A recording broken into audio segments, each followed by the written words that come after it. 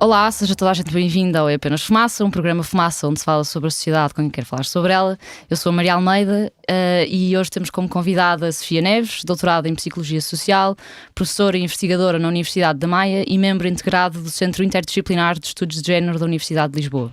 É presidente da Plano I, uma associação não governamental da promoção da igualdade que tem trabalhado na investigação e intervenção direta com vítimas de violência doméstica, entre muitas outras intervenções.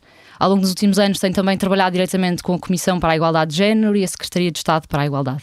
Bem-vinda. Obrigada pelo convite. Quanto mais me bates, mais eu gosto de ti. Entre marido e mulher não se mete a colher. Amor a quanto obrigas, até que a morte nos separe. Amor castiga. Estas expressões ou ditados populares fazem parte do nosso dia-a-dia. Ouvimos-las em conversas de café, com família, amigos, na escola. Porquê é que nos ensinam que o amor é violento? Bem, em primeiro lugar, tenho que discordar. O amor não é violento. E os provérbios têm muito daquilo que é a nossa história, a nossa cultura. E Portugal está ainda carregado de um conjunto de representações, de estereótipos e de preconceitos que faz com que determinadas ideias continuem a ser legitimadas até pelos mais jovens e pelas mais jovens. E, portanto, quando pensamos sobre o porquê de estarmos aqui em pleno século XXI, temos que voltar um pouco mais atrás e perceber qual é o enquadramento de todas essas ideias pré-concebidas que depois se traduzem em provérbios. Eu quero acreditar que hoje já não se ensina que o amor é violento, porque o amor é tudo menos violência. Há até uma preocupação em que a prevenção seja o mais precoce possível, no sentido das crianças poderem perceber o que são relações saudáveis e o que são relações tóxicas. Portanto, julgo que estamos numa fase em que há uma certa tendência para desconstruir esses estereótipos, embora eles surjam, porque fazem parte do nosso imaginário coletivo, infelizmente. E o que é a violência doméstica? A violência doméstica é um fenómeno socialmente informado, que tem na sua base questões culturais, da assimetria de poder, entre pessoas, mas que atinge sobretudo as mulheres, no que diz respeito ao espaço mais familiar, mas não são só as mulheres que são vítimas de violência doméstica, as crianças também, as pessoas da idade avançada, as pessoas com diversidade funcional e também os homens são vítimas de violência doméstica, sobretudo em relações entre pessoas do mesmo sexo.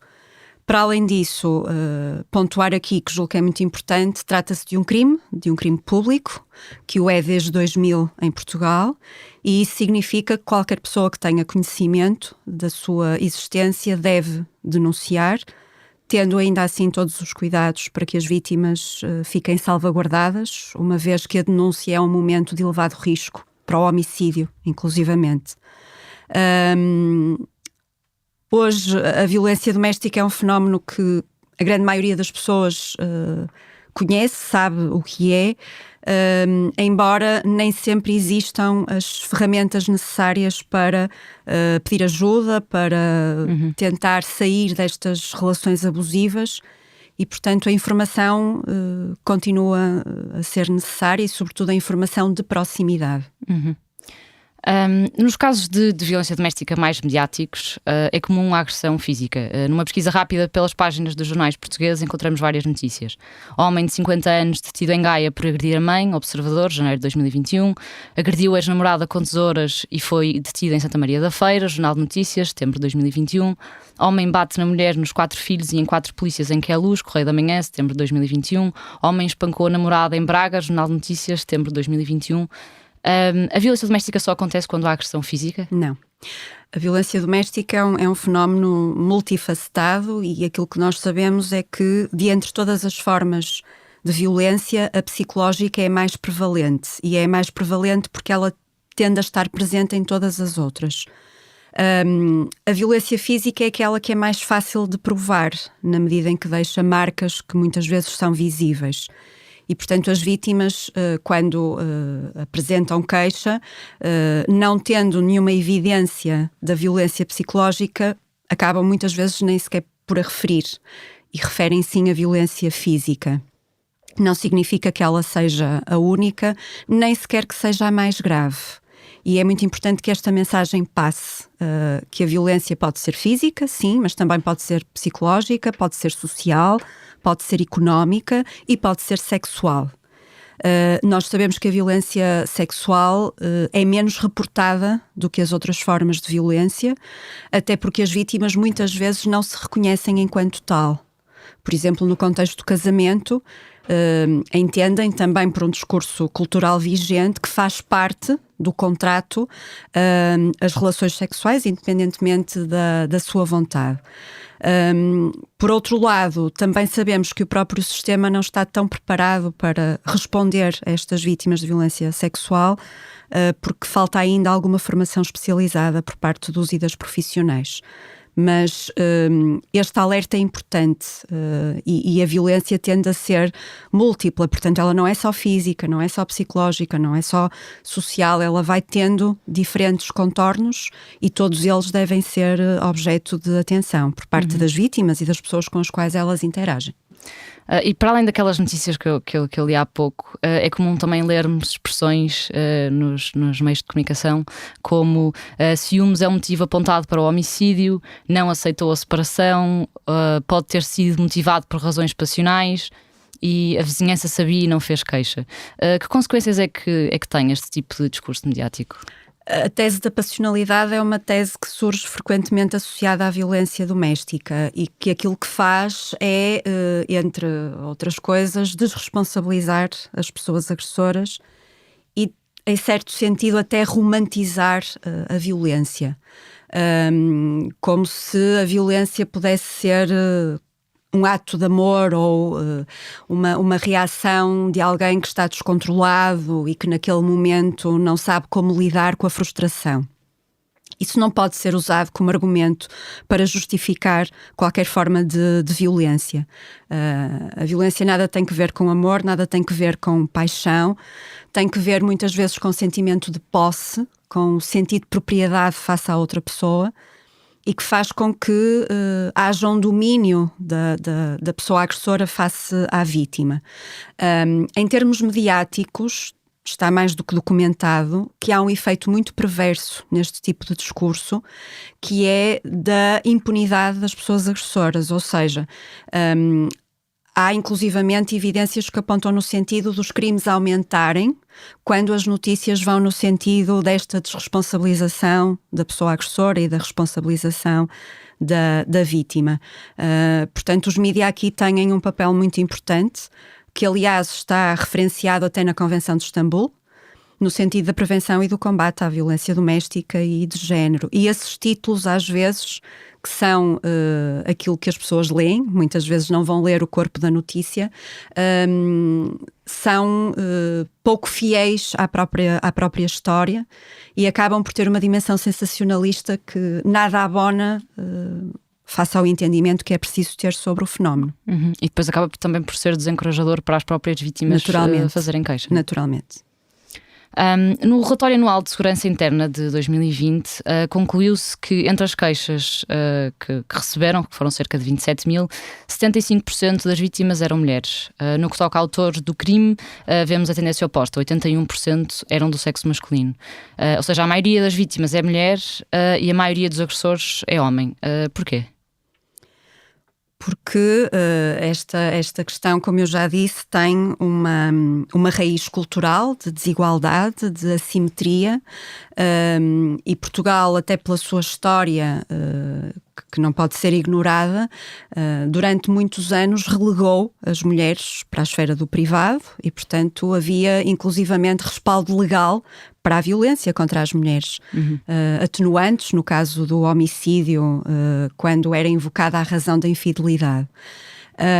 E, portanto, o patriarcado é um legado que nós ainda temos, que tem vindo a ser contestado e fizemos já muitos avanços, mas continua a presidir a organização social e é por isso que as mulheres continuam a ser as mais visadas independentemente do seu estatuto socioeconómico, independentemente da sua idade, das suas qualificações académicas, e, portanto, essa é a razão pela qual esta violência tem que ser percebida como uma violência de género, porque o que está na base do fenómeno é precisamente esta diferenciação de género, em que as mulheres são mais vulneráveis e mais discriminadas e mais objeto de opressão do que os homens.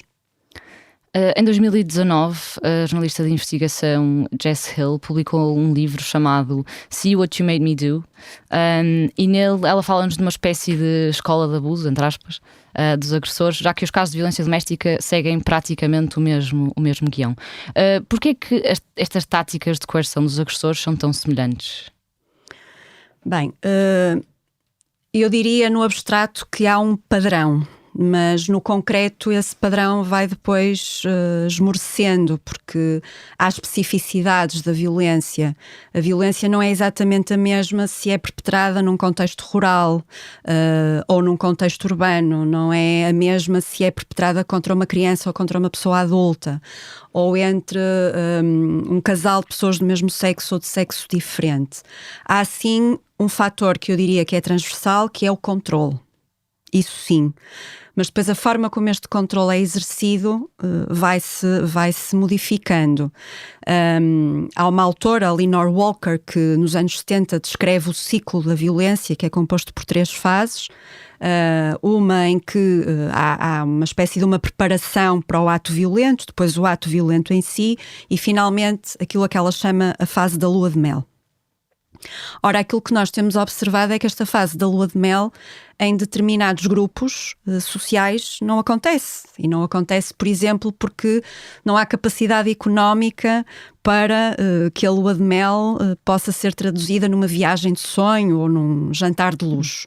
Portanto, as dinâmicas vão sendo específicas em função de quem as pratica, mas há em todas as situações, de facto, esta diferença de poder que faz com que a vítima esteja numa condição de subalternidade.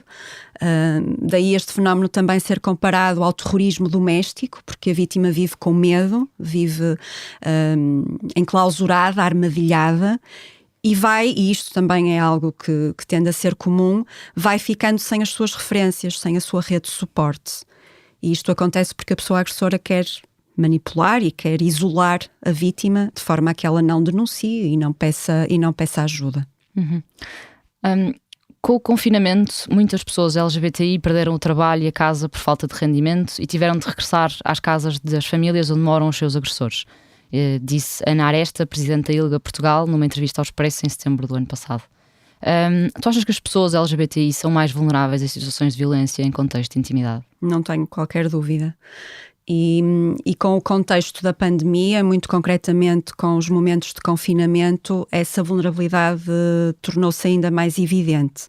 Ao contrário do que aconteceu nas estruturas de apoio a vítimas de violência doméstica, em que houve nesses períodos uma diminuição da procura, nós no Centro GIS, que é uma estrutura específica para pessoas LGBTI vítimas de violência doméstica, tivemos um aumento da procura. Portanto, não só da violência entre parceiros e parceiras, mas também a violência de pais e de mães contra filhos e filhas. Precisamente porque as vítimas estavam confinadas com as suas pessoas agressoras, muitas delas ficaram à mercê da situação económica frágil, como disseste bem, o desemprego, entre outros aspectos, e portanto aí notou-se um agravamento destas situações, e nós aumentamos exponencialmente, tivemos que aumentar exponencialmente a nossa capacidade de intervenção nessa fase, porque foi uma fase crítica que nos dá aqui pistas muito importantes sobre como é que a intervenção em crise tem que considerar estas especificidades das pessoas. Portanto, nós temos que ter planos, estratégias particulares para aquilo que é particular. E nós notamos isso sem dúvida nenhuma. com essa ênfase motivada pela pandemia e pelos períodos de confinamento, mas digamos que a realidade, desde que trabalhamos com esta população, tem vindo a confirmar isso mesmo. E dentro das pessoas LGBTI também há especificidades. E aquilo que nós também temos vindo a perceber é que as pessoas trans, de todas as pessoas LGBTI, são as mais fustigadas pela discriminação e pela violência. Eu vou-te ler aqui um pequeno excerto. Quando era pequena, Ana, chamemos-lhe assim para proteger a sua identidade, queria brincar com bonecas, usar vestidos e roupa cor-de-rosa, sonhava casar de branco, mas a família não deixava. À exceção da avó, todos queriam que se comportasse como um rapaz. Passou pela casa de vários familiares onde se repetiram os episódios de violência doméstica. Aos 20 anos acabou por ser expulsa de casa, tendo ficado 2 dias a viver na rua. Na terça-feira à noite tornou-se na primeira utente da Casa Arco-Íris, a primeira casa de acolhimento de emergência do país para pessoas LGBTI. Este excerto que eu acabei de ler foi publicado num artigo do Diário de Notícias em 2018 sobre a Casa Arco-Íris, que aliás foi criada pela Plano I. Exatamente. Tu achas que estão a aumentar os números de pessoas LGBTI vítimas de violência, ou as vítimas só agora têm uma forma de pedir ajuda? Nós não podemos dizer que os números estão a aumentar. Isto pode ter que ver com a maior visibilidade, com o facto de existirem recursos disponíveis para estas pessoas, e por isso elas sentem-se mais protegidas e, portanto, como têm serviços que foram pensados para elas, acabam por procurar mais facilmente. Deixa-me só pegar aí numa questão dessa partilha que fizeste, que tem que ver com o apoio da avó, que é muito interessante, porque quando a família não é uma família apoiante ou de suporte, geralmente há uma exceção no agregado, e a exceção é a avó ou é o avô. O que também vem desmontar aquela ideia de que as pessoas com uma idade mais avançada têm mais preconceitos e mais estereótipos. Isto não é verdade. Ainda bem que as pessoas têm neste momento respostas que lhes são dirigidas, embora nós notemos no sistema em geral, por exemplo, no sistema de justiça e até na administração interna, que ainda há uma certa resistência em perceber o porquê de haver serviços específicos para pessoas específicas. A verdade é que é muito importante que eles existam, para que as pessoas se sintam respeitadas nos seus direitos, para que se sintam confortáveis e para que tenham profissionais devidamente habilitados e habilitadas para trabalhar com elas, porque também há uma carência. Eu há pouco falei da carência de profissionais na área da violência sexual, mas também há uma carência enormíssima no que diz respeito a profissionais que trabalhem com pessoas LGBTI. São muitos os casos em que tanto agressores como vítimas têm perturbações de abuso de substâncias como álcool ou outro tipo de drogas. No caso deles é comum isso ser usado como justificação para a violência. Ouvimos muitas vezes testemunhos de vítimas como ele com o álcool é uma coisa, sem álcool é outra. Há uma relação causal entre álcool ou outro tipo de drogas e a violência doméstica? De todo. Há sim evidências que nos comprovam que o facto das pessoas estarem sob o efeito dessas substâncias torna a violência mais grave e, desse ponto de vista, as consequências podem ser mais severas. Mas não é porque alguém está sob o efeito de álcool ou sob o efeito de outras substâncias que se vai tornar agressivo ou agressiva. Quando nós vamos trabalhar isso com as vítimas, isso também é uma forma de racionalizar o problema. Ele bate-me não porque é mau, mas porque bebeu ou porque ficou desempregado. Elas chegam à conclusão de que, de facto, também há situações de violência em que a pessoa agressora não está sob efeito de nenhuma substância. Portanto, não se pode estabelecer nenhuma relação direta, nenhuma relação de causa e efeito entre o consumo de álcool ou de outras substâncias e a violência doméstica, assim como não se pode estabelecer nenhuma relação relativamente às questões do desemprego, da pobreza, da pertença étnica, da orientação sexual. Não, de todo. A verdade é que há várias outras justificações que são usadas para justificar essa violência. Vou-te ler também aqui um outro testemunho. Rodrigo, nos seus 40 anos, tinha uma empresa que estourou por causa do seu vício na cocaína, agrediu a mulher, chegou a apertar-lhe o pescoço, no dia do seu aniversário cuspiu-lhe na cara, deu-lhe um pontapé. Rodrigo foi diagnosticado com doença bipolar e o seu advogado tentou que isso lhe servisse de atenuante no julgamento por violência doméstica. Esta história foi publicada em maio de 2020 na série de investigação Violência Doméstica no Banco dos Réus, da jornalista Joana Gurjão Henriques, no Público. Um excelente trabalho que eu conheço. Concordo. A doença mental pode influenciar quem agride? Pode. E são considerados esses casos de risco agravado. É, aliás, um indicador de avaliação de risco quando se trabalha com vítimas e pessoas agressoras, porque a doença mental pode trazer aqui contornos bastante mais problemáticos na forma como a violência é exercida e, portanto, a nossa intervenção também tem que ter em consideração se a pessoa agressora tem ou não tem doença mental. Portanto, não podemos dizer que não existe doença mental associada à violência doméstica, existe. Agora, se me perguntar se é padrão, se é o típico, não é. Quando existe, tem que se intervir adequadamente para que o desfecho não seja trágico, porque temos de facto situações em que o desfecho é trágico, até porque se ignorou essa condição, que é uma condição, volto a repetir, de elevado risco, neste caso também para o homicídio. Uhum. Tu há pouco falavas sobre o facto das vítimas não terem menos instrução e não terem poucos rendimentos. Desde 2017 que a Plano I tem feito um estudo nacional sobre violência no namoro em contexto universitário, e nos dados recolhidos entre 2017 e fevereiro de 2021, 53% das pessoas já sofreram pelo menos um ato de violência no namoro e 34% já praticaram pelo menos um ato de violência no namoro. Surpreende-te que isto aconteça num contexto em que as pessoas tenham um grau superior de educação e um grande acesso à informação? Surpreende-me muito, Maria, até porque sou professora universitária, trabalho com jovens, leciono relativamente a estas matérias e estas percentagens são avassaladoras.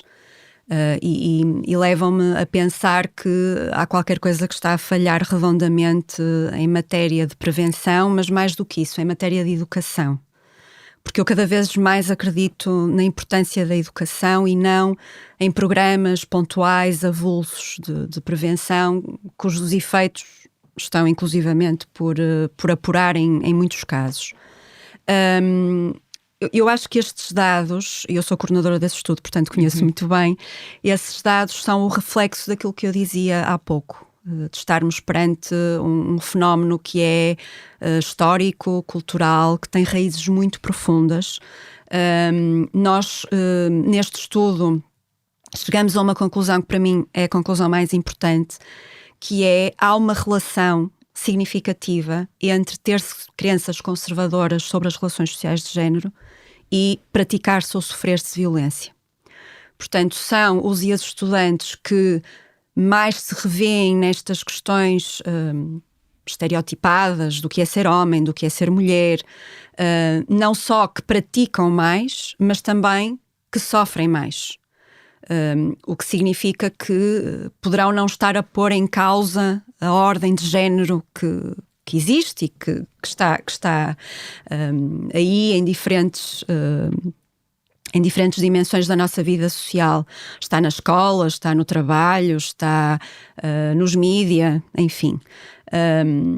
Nós ainda continuamos a ter, apesar de Portugal ter em curso uma Estratégia Nacional de Educação para a Cidadania, ainda continuamos a ter objetores de uma Estratégia Nacional de Educação para a Cidadania, o que, para mim, é a prova mais do que evidente de que nós temos aqui um terreno bastante sinuoso ainda a percorrer, porque é como se ainda houvesse algum saudosismo pela ditadura e por aquilo que ela representou. E os estudantes e as estudantes não estão imunes a isso e, portanto, vão manifestando muitas vezes essas representações que nós temos que procurar desconstruir, lá está, através da educação e da promoção da reflexão crítica. De acordo com esse vosso estudo, eu reparei que num dado que é bastante interessante, que é as raparigas raramente praticam violência sexual, mas em relação à violência psicológica, física e social não há muitas diferenças. Ou seja, as raparigas são também agressoras. Sim. Como é que isto acontece? Olha, Maria, nós temos procurado, para além de realizar estudos quantitativos, também realizar estudos qualitativos para ouvir as mulheres sobre isto, as raparigas sobre isto.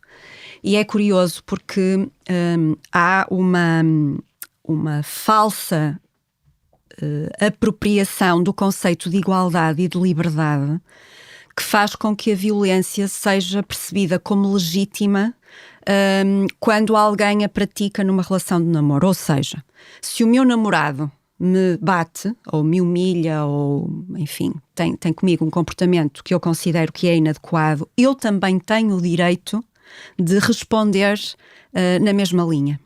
Portanto, a igualdade dá-me esse estatuto. E por isso é que eu digo que é uma interpretação enviesada, porque a igualdade nada tem que ver com isto, porque isto é legitimar a violência. Portanto, por um lado, encontramos esse tipo de discurso. Por outro lado, encontramos a legítima defesa. Ou seja, eu sou agredida, eu sou ofendida, sou perseguida socialmente, mas não vou aceitar que isso me aconteça. E não vou aceitar porquê? Porque nem sequer tenho uma relação duradoura, estável, com vínculos, como por exemplo acontece no casamento. Ou seja, nós temos no namoro esta aparente reciprocidade, rapazes e raparigas são agressores e agressoras, com exceção da violência sexual, mas depois quando vamos analisar a violência na intimidade adulta, perde-se esta aparente reciprocidade. Portanto, as mulheres deixam de ser agressoras e passam a ser quase que exclusivamente vítimas. Quase que exclusivamente. Não estou a dizer que não haja mulheres agressoras, quer em relações com pessoas do mesmo sexo, quer em relações com pessoas do sexo diferente. Mas, de facto, esta mutualidade tem a ver com isso. Tem a ver, por um lado, com a questão não permito que me façam isto e, portanto, vou responder. E, por outro lado, tenho o direito também de ser violenta porque a igualdade de género assim o dita. E isto é muito preocupante. Nem o arguido nem a ofendida tinham o direito de fazer isto. É uma ofendida por opção. Esteve nesta situação porque quis. Poderia ter saído, mas mantiveram-se nesta relação de descontrole. Isto foi dito em tribunal por uma procuradora do Ministério Público num caso relatado em maio de 2020, mais uma vez na série de investigação a violência doméstica no Banco dos Réus, da jornalista Joana Gurjão Henriques. Sair de uma relação violenta e abusiva é uma obrigação ou dever da vítima? Eu diria que nós temos o dever, nós, organização social, nós, Estado, nós, sociedade civil, de proteger as vítimas e criar condições para que elas possam sair das relações em segurança. Nós não podemos colocar sobre as vítimas o ónus dessa responsabilidade, porque há muitos constrangimentos, há muitas limitações a este poder de decisão. Uma vítima não diz eu quero sair e sai. Há todo um enquadramento que é preciso perceber, nomeadamente aquele que tem que ver com o medo do que lhe pode acontecer ou do que pode acontecer a pessoas que lhe são significativas, e há todo um processo de diminuição que a pessoa agressora investe em elaborar para com a vítima, que a faz sentir-se desprovida de capacidade para reagir. Portanto, nós não podemos estabelecer esse tipo de ideia sobre o dever das vítimas, porque é uma forma de as vitimarmos duplamente. Ao invés de as estarmos a ajudar, estamos a dizer-lhe que se elas ficaram foi porque quiseram, se elas não saíram foi porque, ainda que tivessem todas as condições para o fazer, decidiram não o fazer, quando nós sabemos que na realidade não é exatamente assim. As vítimas não saem porque têm de facto muitas limitações, muitos obstáculos, desde logo emocionais, mas também económicos, também sociais, que levam a que elas permaneçam nas relações. Nós temos estudos em Portugal que indicam que uma vítima de violência doméstica, em média, permanece 13 anos numa relação. Ora, eu pergunto, se uma vítima pudesse sair antes, não sairia? Não sairia porquê? Nós temos uma lei que é considerada uma das mais avançadas da Europa em matéria de violência doméstica, mas ainda assim nem sempre ela é cumprida adequadamente. E todos estes estereótipos e preconceitos de que falávamos também estão no discurso judicial. E esse excerto que acabaste de ler é muito ilustrativo disso mesmo. Nós temos acórdãos judiciais que citam a Bíblia, em pleno século XXI. Julgo que não será preciso ir mais além. E quando uma vítima decide sair dessa relação, quais são os passos que tem de concretizar para fazer a queixa e também para se proteger, não é? Exatamente. Em primeiro lugar, deve ser apoiada por uma estrutura especializada, por alguém que efetivamente tenha um conhecimento sobre o que é a violência doméstica, sobre que recursos existem e sobre como encaminhar esta vítima para outro tipo de apoios que sejam necessários. Dito isto, é preciso elaborar um plano de segurança antes de qualquer outra medida, que faça com que a vítima possa antecipar o que fazer no caso do risco se agravar ou de ficar em perigo, uma vez que decidiu terminar a relação. E, claro, depois procurar as entidades oficiais, nomeadamente as autoridades policiais, para apresentar queixa e poder ser acompanhada devidamente em tudo aquilo que se vai seguir a esta denúncia que é apresentada formalmente. Mas gostava aqui de acentuar a importância do plano de segurança, a importância das vítimas poderem recorrer à Rede Nacional de Apoio a Vítimas de Violência Doméstica. É uma rede a nível nacional, gratuita, especializada, que está disponível à distância de um clique ou de uma aplicação que se pode colocar no telemóvel, para que rapidamente as pessoas possam saber que recursos é que têm ao seu dispor.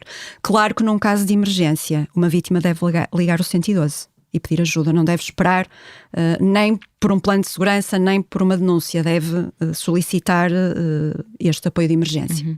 Mas uma vítima pode pedir ajuda sem fazer queixa? Pode, claro que sim. Claro que sim. E é comum isso acontecer? É muito comum porque muitas vítimas o que pretendem é deixar de ser vítimas e não propriamente, como elas o referem, penalizar as pessoas agressoras, até porque muitas vezes estamos a falar dos pais, dos filhos e das filhas delas, e portanto há uma preocupação, na medida do possível, em zelar para que aquela pessoa, ainda que longe, não seja objeto de nenhuma intervenção judicial.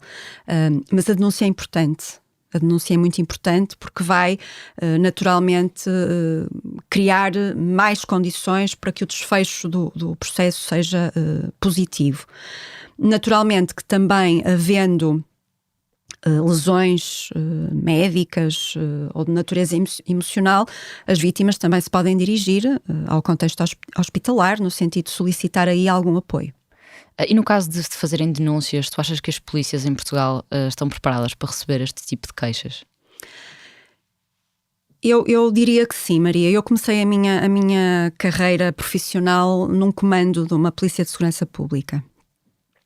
Numa altura em que o crime ainda era semipúblico. E acho que de lá para cá, portanto, 21 anos depois, nós temos profissionais das autoridades policiais mais capazes, mais competentes, mais sensíveis.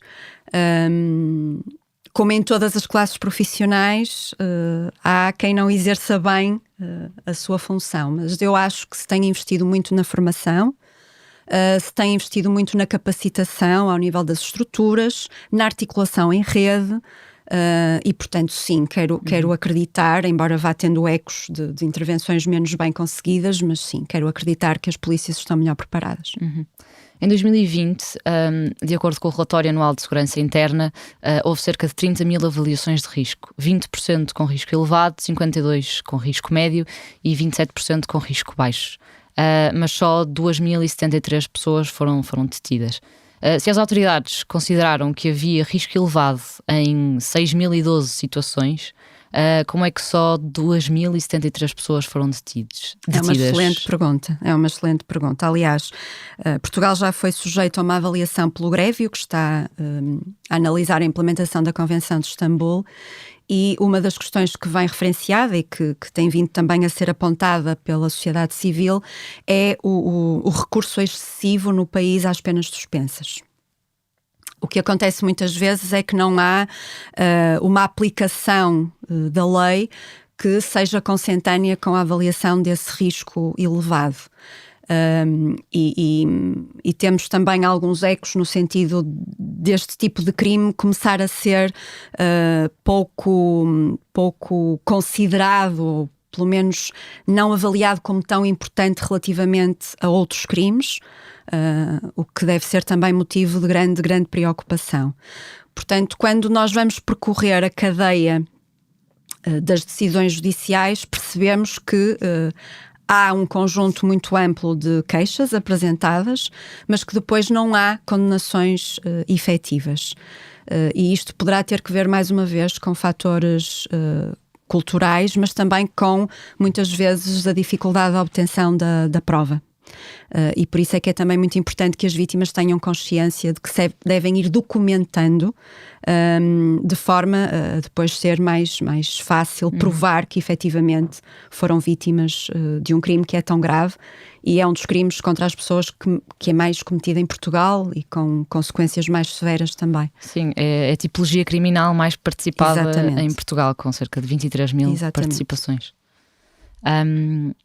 Em casos em que as vítimas são forçadas a sair de casa para se protegerem dos agressores e mudam-se para casas de abrigo, deixam praticamente uma vida para trás. É justo que seja a vítima a sair de casa e não o agressor? Não é nada justo. É muito penalizador, inclusivamente.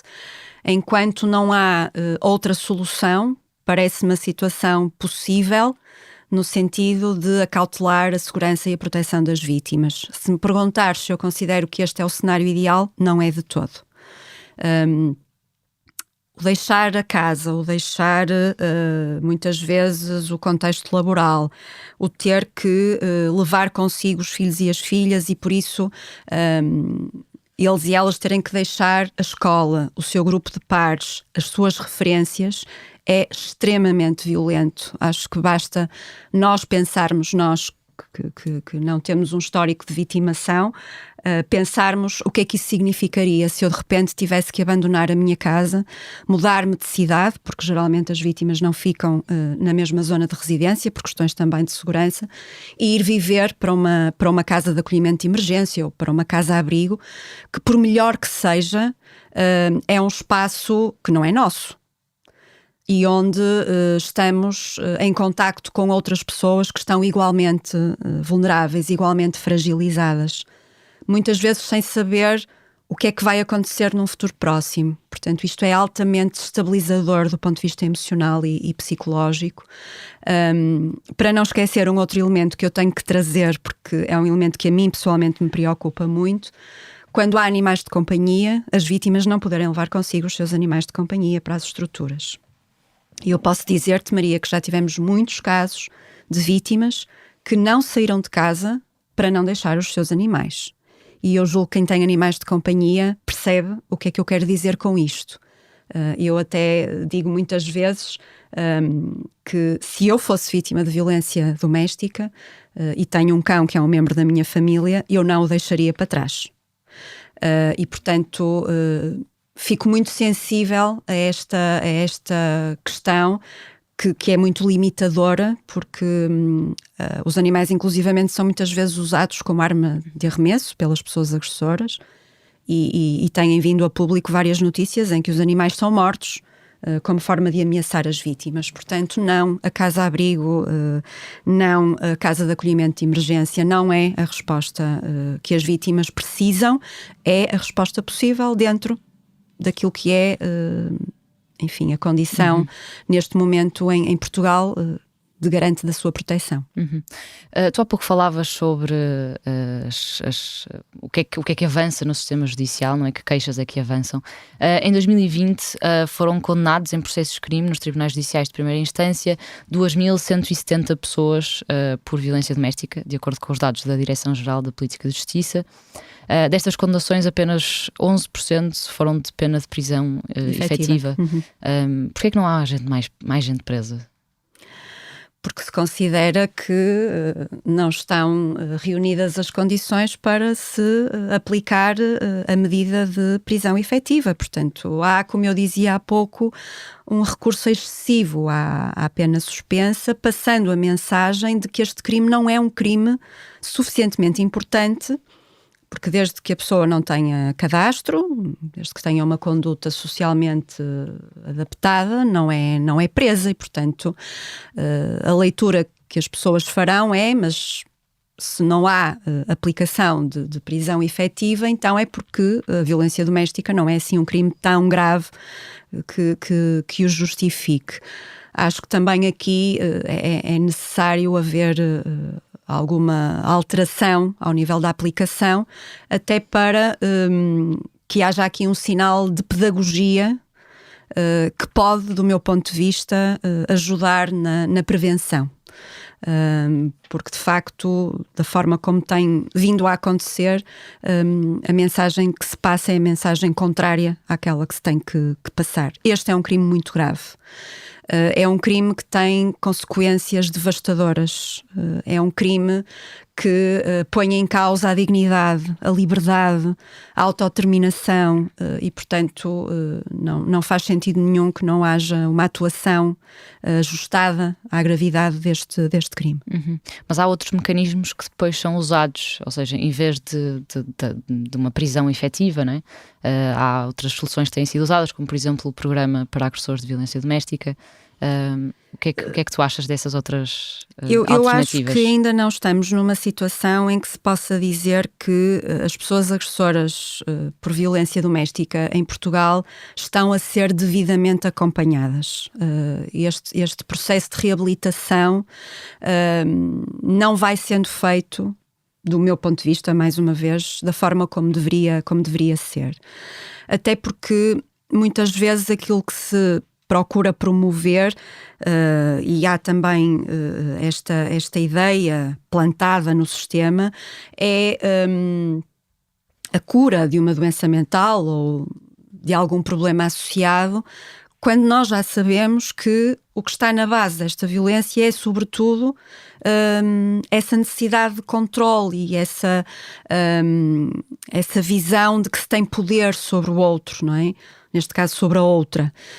E, portanto, na minha ótica, enquanto estes programas não tiverem também uma matriz interseccional e muito uma matriz de género, dificilmente nós vamos conseguir mudanças ao nível das crenças. Provavelmente conseguimos mudanças ao nível dos comportamentos, sim, mas ao nível daquilo que é estrutural, tenho alguma dúvida que se consiga essa transformação, que é aquela que é necessária.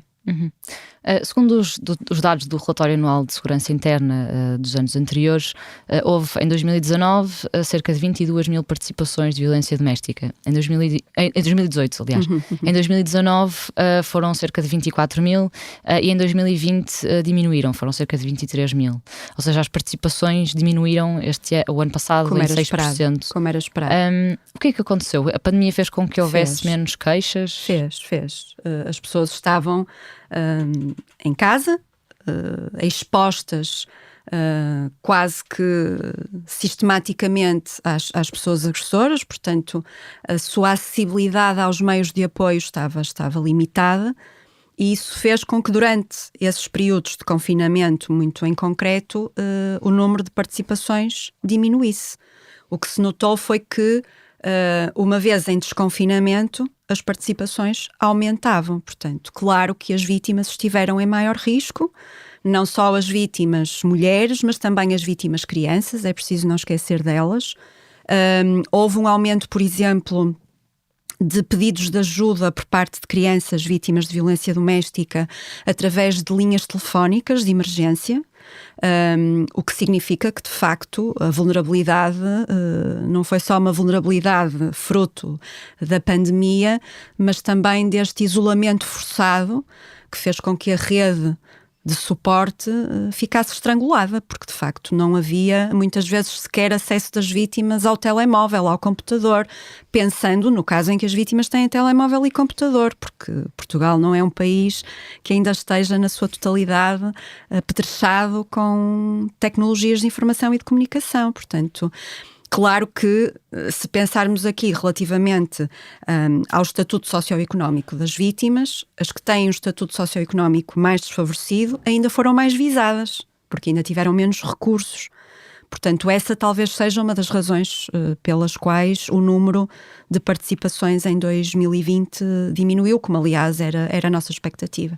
Uhum. Esta foi mais uma entrevista do É Apenas Fumaça, um programa Fumaça onde se fala sobre a sociedade com quem quer falar sobre ela. Obrigada, Sofia Neves, especialista em violência de género e professora e investigadora na Universidade da Maia e presidente da Associação Planuí. Esta entrevista foi preparada por mim, Maria Almeida, pela Margarida David Cardoso e pelo Pedro Miguel Santos, que fez também a edição. O Bernardo Afonso foi responsável pelo som. Fazem ainda parte da equipa Fumaça Nuno Viegas, Joana Batista, Ricardo Esteves Ribeiro, Sofia Rocha e Tomás Pinho. A música é dos Lotus Fever. Queremos fazer do Fumaça o primeiro projeto de jornalismo português totalmente financiado por quem nos ouve, vê e lê. Se queres fazer parte da nossa comunidade, vai a fumaca.pt/contribuir. Até já!